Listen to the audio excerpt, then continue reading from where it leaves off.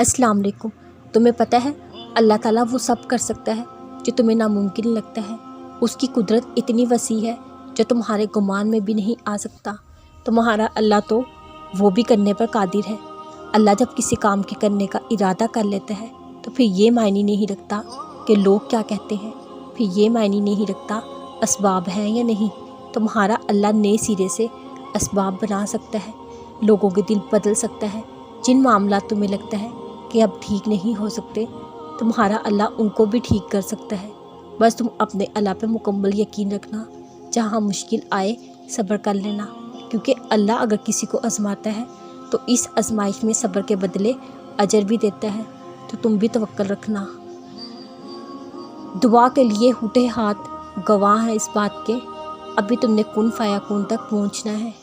ये वक्त है सब्र के लम्हात का, अभी तुमने सज्जा शुक्र तक पहुँचना है। अभी तुम हिम्मत नहीं हारना, अभी तुमने आसमान को छूना है। ये सफ़र आजमाइश का है, अभी तुमने मौजों तक पहुँचना है। अभी तुम सफ़र में हो, अभी तुमने मंजिल तक पहुँचना है इंशाअल्लाह।